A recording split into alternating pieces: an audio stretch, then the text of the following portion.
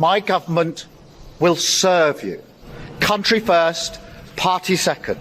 Davos or Westminster? Davos.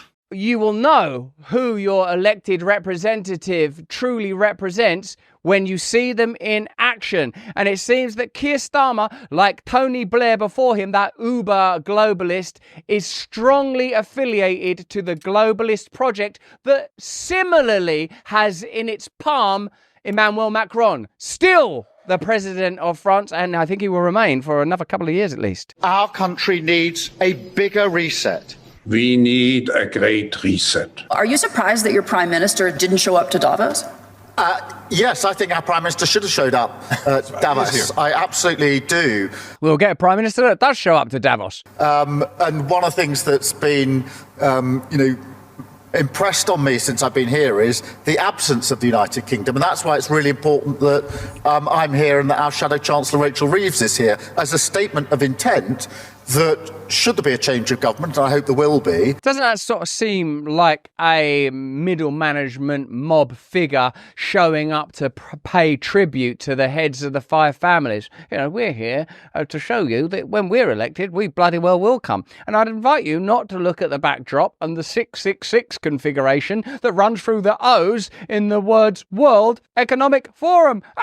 The beast is risen and he's dull. The United Kingdom will play its part on the global stage in a way I think it probably hasn't in recent years. Play its part. The UK will play its part on the global stage. What does that mean? Does that mean to be the recipients of migrants? Does that mean to participate in wars? Does that mean to participate in the plunder of vulnerable nations? It seems to me a new consensus is emerging around the subject of migration, that most countries now want individual sovereignty, want the control of their borders, don't want to be involved in international wars, and are no longer willing to support globalist corporatist projects that rely on their flags and their names and their tax dollars, but enrich only an elite that stands ahead, above and beyond of all nations. Corporate elites that find ways of avoiding paying taxes, find ways of navigating the bureaucracies of nations that they use. We can't avoid them bureaucracies, is basically what I'm saying. You try to avoid paying taxes. What we are very proud of now, the young generation, like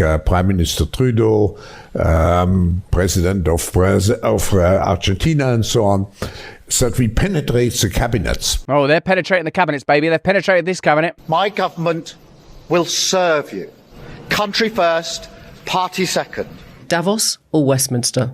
Davos. One of the great things about Keir Starmer's ascent to power is the return of Tony Blair. He be the chuckling puppeteer. He be the figure whose fingers are probably sort of long and tapered like old church candles. Tony Blair, who, do you remember during the pandemic, let his hair grow too long? It's like, no, don't go full Nosferatu, Tony. We already know you're a member of the undead.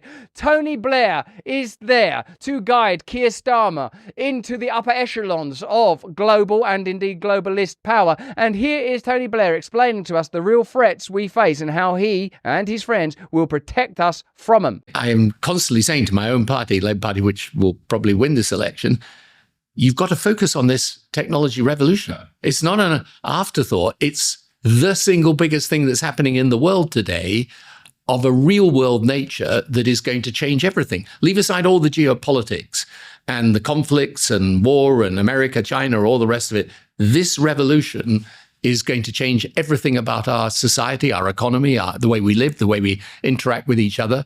I think we're living through a period of massive change, right? This is the biggest technological change since the Industrial Revolution, for sure. How do you use it to transform healthcare, education, the way government functions? This dude owns a bunch of shares in a company that's going to buy up health data, sell it and repackage it. He's always been pro-ID. He's always been pro-ideas. They're like, you should have ID, we should be able to look at your ID. We should be able to look at your stuff.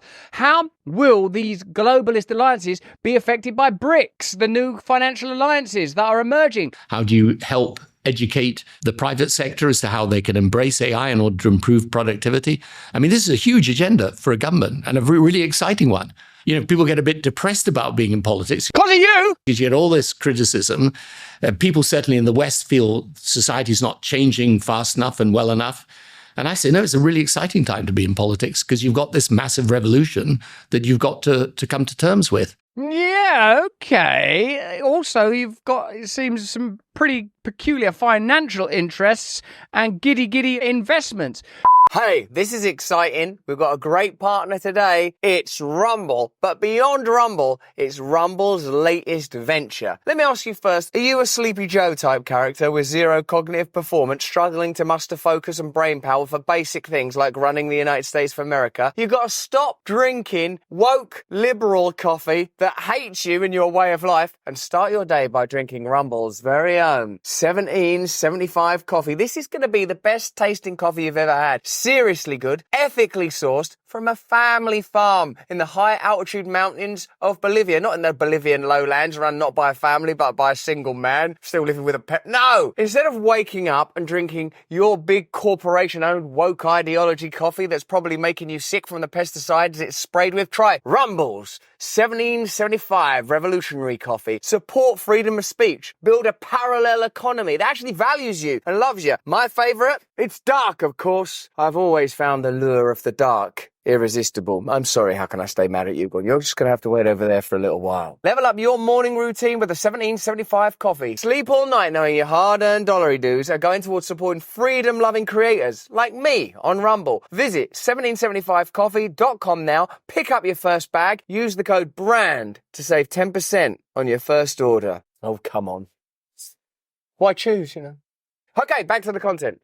What an extraordinary time it is to be in politics, whether it's in the United Kingdom or France or the USA. Certainly this little lad, is a politician now. This is the equivalent of a congressman. Look at this little sort of lovely human light bulb that's risen to power as a result of electoral politics. You graduated from Cambridge University. You're clearly a bright guy. A slightly trickier question then. One of the criticisms of MPs is that they are, you know, many of them don't have real world experience. You've touched on some of it there, but at 22, can you really offer real world experience and to bring that to the House of Commons? I always get a little bit frustrated when people mention life experience. I do. I get frustrated about that. So I've got the experience of literally, like, look at the size of my shoulders, to the size of my head. Now, I have to hold this bloody thing on. I've got trap muscles like Sly Stallone, I'll tell you that. It's because no one has yet been able to explain to me why being older makes you better at the job. Well, you've got more experience, I think that's why. But what kind of experience? What do you mean by experience? Experiences is a very complex word, isn't it? I've had experiences being in rooms, my hair follicles, even now, I can expand them. Even in this moment now, there's neurons firing off like a real-life megamind. Incredibly handsome master of all villainy. Well, by definition, over the years, you gain more experiences, don't you? But what kind of experience, right? What life experience? No one's been able to... Well, we're going around in a circle there, aren't we? Oh, no, good. Oh, come on, we're going in a circle, and as I do with my comb every morning, it's the circumference of the planet Earth. For you, Stu, no, good for you batting back, but, you know, you can talk about all the things you just mentioned of renting, jobs, children, children's services, looking after old people, old elderly relatives, healthcare issues, all the sorts of things that you get over a lifetime. That's the point. Yeah, I mean, look, as I said before, I've had a lot of experiences that lots of older MPs won't have had. And I've been in Cambridge University. I've been managing budgets. I've been looking at panelled walls. I sometimes strum away at my midriff where I have a tendril from the end of my body and write messages to the future in the white ink of life. I've done quite a lot for my age as well. I mean, I've been a councillor for a couple of years and a cabinet member responsible for about £17 million of public money over the last year. I've been a trustee of a university, and I've done a lot of other things that perhaps wouldn't necessarily be typical for someone of my age. If that wasn't enough to convince you that we don't take politics that seriously in my country, look at this. This is actually the results of the election being announced in a particular constituency. Jason Chinnery, the official monster raving loony party, 230. Thank you. Thank you, that'll do. Fuck you. But why should we take it seriously? Maybe we shouldn't. Maybe we should ridicule and laugh, assured by the divine comedy that's playing out within us all. Maybe we should, within ourselves, turn our bodies into temples, turn our minds into conduits for a greater glory, practice the principle of love wherever we may. Because when you look at the chaos unfolding and the evident corruption, it's difficult to take the world seriously, even when it's not so ridiculously rendered in the two last examples of the madness of of British politics. For example, you see that Boeing has been fined $243 million. And as John Lefebvre pointed out on X, Donald Trump was fined $350 million for saying Mar-a-Lago was worth more than $20 million to get a loan he repaid on time with interest. Presumably what they do is they just look at the figure of Trump and think, how do we bring this motherfucker down? What do we have to do? What do we have to say? These are the various ways in which power can be managed. In France, deals are done. 200 people, 200 candidates from a couple of parties drop out to ease the way for an unusual and potentially precarious coalition. In the UK, an old first-past-the-post rather than proportional representation system is deployed to ensure that another globalist WEF stooge ascends to power with mentors like Barack Obama, it's a matter of public record, and Tony Blair. You see how at various stages power can be ushered, guided and marshalled, and it can be ensured that that power always remains accessible to the same elite strata. While we're down here quarrelling and quibbling, they're up there making choices that maneuver troops around the world and ensure that their power and their hegemony remains unchallenged. But that's just what I think. Why don't you let me know what you think in the comments and the chat. We've got a little message on who's it from, though? Hey, thanks for watching. If you want to see more uncensored content where free speech can flourish, join our live stream. Click the link right here to watch the next video if you want to, or become a member of a growing movement. Download the Rumble app and you'll be informed every time we make a new piece of content. Stay free.